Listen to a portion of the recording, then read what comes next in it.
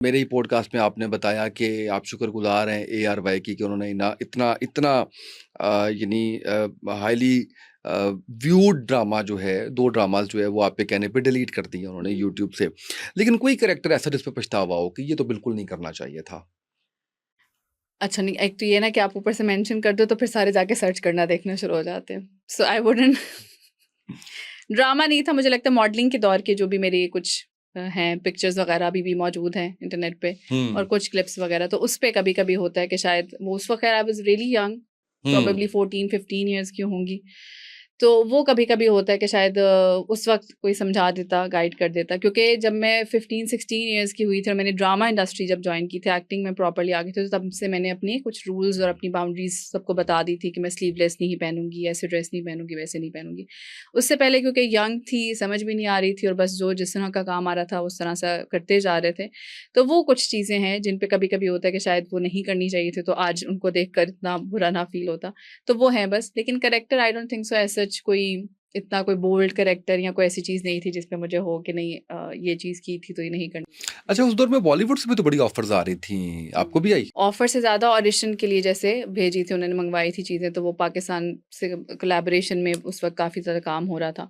तो 2 ऐसी थी मेरे ख़्याल से मूवीज़ जिनके लिए उस वक़्त वो भिजवाया था audition, but somehow it didn't work. Charge ये करती थी उस टाइम एक ड्रामा का? स्टार्टिंग में तो ऑफ़ कोर्स कम था, लेकिन जो जब मैंने छोड़ा है तो उस वक़्त जो 13 एपिसोड वाला था, उसके लिए 3.5 से 4 लाख रुपए। हुँ, बिल्कुल सही। और वो जो सोप्स होते थे उनके तो पर डे के हिसाब से चार्जेज़ होते थे हमारे। अच्छा ये बताएँ कि बहुत से लोग आज भी उनका ताल्लुक किसी भी प्रोफ़ेशन से हो, वो दीन की तरफ आना चाहते हैं। यानी आप ये कह लीजिए कि ख़वातीन नक़ाब करना चाहती हैं, हुँ, लड़के प्रॉपर सुन्नत रसूल सल्लल्लाहु अलैहि वसल्लम के मुताबिक दाढ़ी रखना चाहते हैं। हुँ, और ये सिर्फ़ ये तो दीन नहीं है, ज़ाहिर है कि दीन पूरा एक ज़ाब्ता-ए-अख़लाक है। उसके अंदर हुँ। नमाज़, उसके अंदर आप आपके प्रोफ़ेशन जैसे आप बैंकिंग में हैं तो सूद आपने नहीं और वो सारा यानी बिल्कुल, बिल्कुल। लेकिन उनके इर्द-गिर्द वाले उनको नहीं आने देते। हुँ। उनके लिए कुछ बताएँगी कि वो किस तरीके से अपने जो दिल से एक आवाज़ आ रही है उनको, उस पे आमीन कह दें? देखिए आप जनरली भी लाइफ़ में जब भी आपके ज़हन में कोई आइडिया आता है, तो आप उससे रिलेटेड किसी बंदे से ही बात करते हैं। या अपना जैसे फ़ॉर एग्ज़ाम्पल आप कोई बिज़नेस कोई शुरू करना चाह रहे हो लेट्स से, तो आप ऐसा नहीं कहेंगे कि आप सबसे उस बारे में बात करेंगे। आप या तो एक ऐसे शख़्स से बात करेंगे सबसे पहले जिसको आपको पता होगा कि यार ये मुझे जज नहीं करेगा, ये मुझे समझेगा और ये मुझे मोटिवेट ही करेगा इस चीज़ में, कुछ पॉज़िटिव ही बोलेगा बजाए इसके कि बिल्कुल ही मुझे जो है ना डिमोटिवेट कर दे। तो इसलिए जब आपको अगर आपके अंदर कोई ऐसी आवाज़ आ रही है और अगर आपको कोई भी, और मुझे लगता है ये हर इंसान की ज़िंदगी में 1-2 समटाइम्स मल्टीपल टाइम्स भी ये मकाम आता ज़रूर है, जब आपके ज़हन से स्पेशली जैसे रमज़ान आता है, कभी-कभी कोई उम्रे पे जाता है या कभी आपकी किसी से मुलाकात हो जाती है, वरना आप सोशल मीडिया यूज़ कर रहे हो, उसमें कोई आपके सामने कोई क्लिप, लेक्चर, कोई ऐसी चीज़ आ जाती है when you kind of feel that कि शायद मुझे अपने आप को तब्दील करने की ज़रूरत है। तो उसमें ये बड़ा ज़रूरी है कि आप फिर उसी से रिलेटेड लोगों की तरफ बढ़ें, उनसे राब्ता करें और कोशिश करें कि जितनी जल्दी हो सके ना कुरान से जुड़ें। ये किसी ऐसे पॉज़िटिव रोल की अगर आपको रोल से बुरा ड्रामा नहीं मैं कह रहा आपको, यानी कि आप कह लीजिए कि that can be hosting a show, चाहे वो रिलीजियस हो, चाहे वो प्रोफ़ाइल बेस्ड हो, तो वो ऑफ़र आप एक्सेप्ट करेंगी? हाँ, डिपेंड्स ऑफ़ कोर्स, मैं उसको देखूँगी अच्छे से, कुछ क्वेश्चंस होंगे वो उनको मैं पूछूँगी और अगर उन सारी चीज़ों पे मुझे सैटिस्फाइंग आंसर मिलेंगे तो फॉर श्योर व्हाई नॉट। और ये भी मुझे बताइएगा कि हम जैसे निकाब की अगर बात करते हैं, तो हमने कभी कोई ड्रामा नहीं देखा कि जिसके अंदर कोई निकाब के ऊपर मोटिवेट किया जा रहा हो या उसको ऊपर डीमोटिवेट ही किया जाता है। डीमोटिवेट किया जाता है या प्रमोट किया जाता है। तो क्या ये वो एक और कुछ नहीं तो ज़्यादा से ज़्यादा आप कंटिन्यू कर जी, लीजिएगा जी। अपना क्वेश्चन, ज़्यादा से ज़्यादा ये होगा कि निकाब अगर कर भी रही तो उसकी आँखों से किसी को इश्क हो गया होगा तो इसी के जी, ऊपर बिल्कुल सारी ऐसा, स्टोरी बिल्कुल गुज़र ऐसा ही। जाएगी। तो क्या इस एक इवेंट से हम ये कह सकते हैं कि ड्रामा बिल्कुल भी हमारी सोसाइटी की अक्कासी नहीं करता? It's tricky actually. कभी-कभी कुछ जगहों पर कुछ चीज़ों में मुझे लगता है कि अक्कासी की जाती है और समटाइम्स क्योंकि आप ड्रामा देखें ना देखें, लोग जो है ना, आप फ़ेसबुक खोलें, इंस्टाग्राम खोलें, लोगों के अब इतने ज़्यादा पोस्ट लिखी होंगी, कभी कुछ बहुत लंबी पोस्ट के ज़रिए, कभी किसी ने कुछ जुमले के ज़रिए, कभी वो क्लिप्स आ जाते हैं जिसमें वो पूरी कमेंट्री कर रहे होते हैं कि ये ड्रामा चल रहा है। अगर कोई नेगेटिव चल रहा हो तो वो भी पता चल जाता है, कोई पॉजिटिव चल रहा हो तो वो भी पता चल जाता है। तो मुझे लगता है कभी-कभी कहीं जगहों पर, कुछ जगहों पर जो है वो अक्कासी कर रहा होता है, लेकिन एट द एंड है तो अफ़साना ना, और एट द एंड कहीं न कहीं उनकी मजबूरी है चीज़ों को एग्ज़ैजरेट करना, बहुत ज़्यादा उसको ग्लैमर उसमें दिखाना, ये सारी चीज़ें दिखाना। तो इसलिए हम ये नहीं कह सकते कि 100% अक्कासी कर रहा है। कुछ जो प्रॉब्लम्स, इश्यूज़ हाइलाइट किए जाते हैं, उनसे कभी-कभी लोगों को फ़ायदा हो भी जाता है कि हाँ, ये सही था, ये चीज़ ठीक थी। लेकिन मुझे लगता है कि उसमें अननेसेसरी कंटेंट इतना ज़्यादा होता है, कुछ जैसे मैंने कहा कि ग्लैमर को इतना ज़्यादा हाइलाइट किया जा रहा होता है कि जो मेन मैसेज शायद वो देना चाह रहे होते हैं ना, वो कहीं उसमें खो जाता है और लोगों तक वो नहीं पहुँच पाता। बाकी लोग बाकी चीज़ें उसमें से और इतनी जो है वो ग्रास्प कर लेते हैं। शादी से पहले हीलिंग लग्ज़री है या ज़रूरत है? ये ज़रूरत है और इम्पोर्टेंट है मेरे ख़्याल से, क्योंकि हम इसकी वैल्यू को नहीं समझते and it's for both genders. हुँ। मर्दों के लिए भी और ख़वातीन के लिए भी, और ये मुझे लगता है आजकल के दौर में तो ख़ास तौर पे, इवन हमारे पेरेंट्स के लिए भी था मेरे ख़्याल से ज़रूरी, लेकिन उस वक़्त शायद इतनी अवेयरनेस नहीं थी मेंटल हेल्थ की। लेकिन इस वक़्त मुझे लगता है कि पेरेंट्स को बहुत ज़्यादा गौर करना चाहिए अपने बच्चों के ऊपर। आजकल बच्चों को बहुत ज़्यादा मेंटल हेल्थ इश्यूज़ हैं और उसके लिए बड़ा ज़रूरी है कि आप उनसे बात करें, उनको असेस करें और देखें कि अगर उनको थेरेपी की ज़रूरत है या हेल्प की ज़रूरत है, तो उनको प्लीज़ उनकी हीलिंग होने के बाद उनको उनकी नेक्स्ट जर्नी पे भेजें। ये मत कहें कि अच्छा हमारा बेटा ये करता है, वो करता है, यदि शादी करा दो ठीक हो जाएगा। हुँ। ठीक है, हमारी बेटी ये हो रही है, वो हो रही है, कोई बात नहीं, इसकी शादी नहीं हुई इसलिए नहीं हो रहा है, शादी कर देंगे तो बस ये ठीक हो जाएगी। शादी is not the solution for mental health problem please. वो बल्कि और ख़राब हो जाएँगी, वो हुँ। बल्कि और वर्स हो जाएँगी, क्योंकि हमने मूवीज़ से पकड़ लिया हुआ है ना जी, वो उसका मंगेतर मर गया या उसकी महबूबा मर गई, वो शादी हुई जी, वो खुश हो गया ऐसे-ऐसे ज़िंदगी में। उनके ट्रॉमास तो ख़ैर कभी उन्होंने दिखाया नहीं, ज़्यादातर यही दिखाया जाता था कि जी कोई मर गया और हुँ। शादी कराई वो ठीक हो गया। लेकिन यहाँ पर सिर्फ़ किसी के मरने की या सिर्फ़ ब्रेकअप की बात नहीं है, आपके चाइल्डहुड ट्रॉमास आपके साथ चल रहे होते हैं। कहीं पेरेंट्स ने शायद आपको बहुत ज़्यादा मारा, कहीं पर हमें पता चलता है जो बच्चों के साथ मोलेस्टेशन के हमें बहुत ज़्यादा केसेस पता चलते हैं फैमिली से या बाहर से।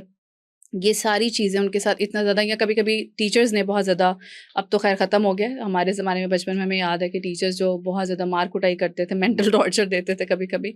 तो ये सारी चीज़ें हो सकता है कि उनके साथ इतनी ज़्यादा जुड़ी हुई हैं कि जब वो उस अगले रिश्ते में जाएँगे तो वो विदिन फ्यू मंथ्स वो रिश्ता बहुत ख़राब होना शुरू हो जाए, और अगर कोई स्टेप ना लिया गया तो वो शायद फिर एक ख़राब रिश्ता चलता रहे और आगे आने वाली जो जनरेशन है वो भी फिर उस ट्रॉमास को लेकर आगे चले। क्या औरत खुद गर्ज़ के लाए बगैर खुद को चुन सकती है, अपना इंतख़ाब कर सकती है? इस्लामिकली और ह्यूमनली तो यस, लेकिन मुझे लगता है कि सोसाइटी नहीं रहने देती। हुँ। अम, मर्द फिर भी कहीं न कहीं मुझे लगता है उनको कहीं न कहीं या तो ये वाला जो जुमला है ना, मर्द होते ही ऐसे हैं। हुँ। तो इस तरह की चीज़ें हम कहकर ना हम बहुत सी चीज़ें नॉर्मलाइज़ कर देते हैं। हुँ। तो इस वजह से ये एक्सपेक्टेशन है कि नहीं, औरत हमेशा बस बर्दाश्त करती रहेगी, हमेशा सब्र करती रहेगी, हर हाल में, हर सिचुएशन में। यानी उसको मार भी पड़ती रहेगी ना तो कहा जाता है कि कोई बात नहीं, शौहर ऐसे ही होते हैं। हुँ। तो उस वजह से मुझे लगता है कि औरतें बेचारी इस चीज़ को सोच ही नहीं सकती कि अगर मैं अपने आप को चुन लूँ, तो ये खुदगर्ज़ी नहीं कहलाएगा। हालाँकि इसमें कोई हर्ज नहीं है अपने आप को तरजीह देना, अपने हुँ। आप को सबसे पहले रखना। अगर आप ही सुकून में नहीं हैं, अगर आप ही खुश खुश नहीं हैं, अगर आप ही मेंटली तौर पर ठीक नहीं हैं, तो आपके इर्द-गिर्द के लोग कैसे रहेंगे? ख़ास तौर पे अगर मैरिड है कोई ख़ातून, तो उनके बच्चे कैसे खुश रहेंगे, कैसे सुकून में रहेंगे? आपको पता है बच्चों में अक्सर कभी-कभी केसेस जो आते हैं, जो पता चलता है, अक्सर ये भी होता है कभी-कभी कि क्योंकि इट्स नॉट ऑलवेज़ कि बेटा अगर देख रहा है अपनी माँ को तकलीफ़ में, तो वो यही सोच के बड़ा होगा कि मैं अपनी बीवी के साथ ऐसा नहीं करूँगा। समटाइम्स उन्होंने कोई डिसीज़न नहीं लिया होता, लेकिन उनके माइंड में वो जो ट्रॉमा इकट्ठा हुआ होता है, वो उनको ये बताता है कि now you have to act the same वे।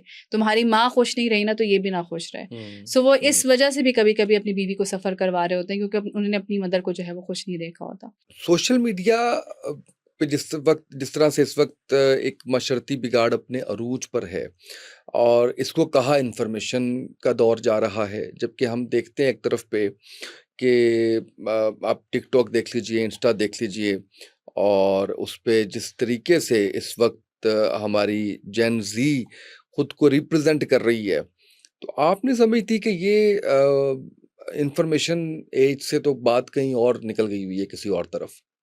हुआ ये है कि ठीक है, मीडिया जो था, नो डाउट अगर आप मीडिया को सर्च भी करें तो उसको यही कहा जाता है कि एजुकेट करने के लिए या इन्फॉर्मेशन के लिए इसको एज़ अ टूल यूज़ किया जाता है। हुआ ये है कि हमने लोगों की आमदनी को उससे जोड़ दिया है हुँ, और वो आमदनी भी फिर ऐसी अट्रैक्टिव नंबर्स में है हुँ, बेस्ड ऑन द व्यूज़। हुँ, और ये हमें भी पता है कि इंसानों के लिए और भी बहुत सी बड़ी आज़माइशें होती हैं, लेकिन कहीं न कहीं सबसे बड़ी आज़माइश रिस्क है। हुँ, और पहले दौर में सोशल मीडिया तो नहीं था, लेकिन और ज़राए होते थे। और आप देखेंगे रिसेंटली जो कुछ बड़े कंट्रोवर्शियल पॉडकास्ट है, उसमें यही था ना कि अगर आपने कमाना है, अपने घर वालों को सपोर्ट करना है, तो फिर आप कैसे करेंगे? क्योंकि नौकरियाँ जो हैं वो 10-20 हज़ार की, 30 हज़ार की तो आपको इतना नहीं देती कि आप अपने घर वालों को सपोर्ट कर सकें। तो इस वजह से मुझे लगता है कि ये ज़्यादा बढ़ा है। शायद हुँ, अगर वो सिर्फ़ इन्फॉर्मेशन की हद तक रहता, एंटरटेनमेंट की हद तक रहता, तो फिर शायद लोग ना जाते, क्योंकि टीवी और मीडिया वगैरह भी चल ही रहा था कहीं न कहीं किसी हद तक। ठीक है, उसमें भी आहिस्ता-आहिस्ता चीज़ें चेंज होती गई, बहुत हद तक आगे चली गई। लेकिन फिर भी कहीं हम कहेंगे कि कुछ हद तक चीज़ें कंट्रोल्ड थी, क्योंकि वहाँ पर सेंसर बोर्ड आ जाता है या और चीज़ें आ जाती हैं। लेकिन सोशल मीडिया पे तो ना सेंसर बोर्ड है, ना कुछ है, जिसका जो दिल चाहे, जैसा दिल चाहे, जो मर्ज़ी पोस्ट करे, ना कोई पूछने वाला है, ना कोई कुछ कहने वाला है। यानी मैं हैरान होती हूँ कि आप एक कंट्रोवर्शियल स्टेटमेंट कोई बोल दें ना, जिसको अगर मेटा ने ब्लॉक किया हुआ है, इंस्टाग्राम ने, फेसबुक ने अगर उस पे बैन लगाया हुआ है, अब वो पोस्ट लगा दें वो बैन हो जाएगी। हुँ, लेकिन न्यूडिटी आप हद से क्रॉस कर जाएँ, वो आपकी पोस्ट बैन नहीं है, वो आपकी पोस्ट जारी है, जैसी मर्ज़ी जो मर्ज़ी आप हरकत करके पोस्ट करें, बट इट्स ओके सिंस उसमें उनको शायद थ्रेट नहीं फ़ील होता। हुँ, तो नो डाउट वक़्त के साथ जो है बहुत ज़्यादा इसमें चैलेंजेस हैं, ख़ास तौर पे बीइंग अ पेरेंट मुझे लगता है हमारी आने वाली नस्लों के लिए हमारे जो कंसर्न्स हैं वो बहुत बढ़ गए। हमारे पेरेंट्स को ज़्यादा से ज़्यादा क्या कंसर्न्स थे हमारे लिए? इतने नहीं थे मुझे लगता है, लेकिन हमारे लिए अब बहुत ज़्यादा बहुत कंसर्न्स ज़्यादा हैं। हुआ है। किताब क्यों रुक गई आपकी? किताब मेरी इसलिए रुकी कि कभी-कभी क्या होता है कि आप किसी चीज़ पे बहुत मेहनत करें। वैसे तो इंसान को डिमोटिवेट नहीं होना चाहिए, लेकिन आप किसी चीज़ पे बहुत मेहनत करें और फिर वो किसी वजह से रुक जाए, तो फिर आपको एक वक़्त लगता है दोबारा वो हौसला इकट्ठा करने का। हुँ, सो हुआ ये था कि हमारे एक बहुत ही रिस्पेक्टेड टीचर हैं एक्चुअली, जिनसे हुँ, मेरी बात हुई थी इस बारे में, और उन्होंने मोटिवेट किया कि लेट्स राइट इट, और वो बहुत अच्छी, बहुत खूबसूरती के साथ उसको लिख रहे थे with the Islamic perspective as well. उसमें वो बड़ी रिलेटेबल आयात और अहादीस और वाक़यात भी उसमें फिर इंक्लूड कर रहे थे। तो मैंने काफ़ी दिन लगाकर और पूरा वक़्त निकाल कर ऑडियो मैसेजेस के थ्रू अपनी पूरी लाइफ़ उनको बताई। वो ऑडियो मैसेजेस मौजूद हैं? वो भी नहीं मिल रहे। अगर वो मिल जाते तो क्या ही बात थी। तो हुँ, वो मैंने इतनी, जिसे कहते हैं ना, मेहनत, पूरा याद करना, सब बताना, और ये कोविड से पहले मैंने उनको हुँ, ये सारा हुँ, कुछ भेजा था। और उन्होंने काम भी शुरू किया। फिर उनके कुछ प्रॉब्लम्स आए, चीज़ें आई, वो रुकी। उन्होंने कहा अच्छा मैं दोबारा कंटिन्यू करूँगा। फिर काफ़ी अरसे बाद उन्होंने कहा अच्छा मैं दोबारा शुरू करने लगा हूँ। वो फिर रुकी, फिर तो वो काइंड ऑफ उसके बाद ना मुझे हौसला ही नहीं अभी तक दोबारा आया कि मैं फिर हुँ, किसी पर इतना ट्रस्ट करूँ, इतना रिलाय करूँ, बैठ के पूरी रिकॉर्ड करूँ अपनी चीज़ें, क्योंकि लिखना तो मुश्किल होगा कि मैं पूरी चीज़ लिखूँ, तो मेरे लिए ईज़ी ये था कि मैं उनको रिकॉर्डिंग्स भेज दूँ और फिर हुँ। वो उसको लिखते रहें। लेकिन करें क्योंकि लोग जानना चाहते हैं। लेट्स सी, होपफुली इंशाल्लाह, अल्लाह करे कि इंशाल्लाह लिख लूँ, और उसकी नीयत यही होगी, अगर लोगों को कोई फ़ायदा हो सकता है, कोई मोटिवेशन उनको मिल सकती है, तो ज़रूर, व्हाई नॉट। बहुत शुक्रिया आपका, आप तशरीफ़ लाईं, अल्लाह आपको जज़ाए ख़ैर दे।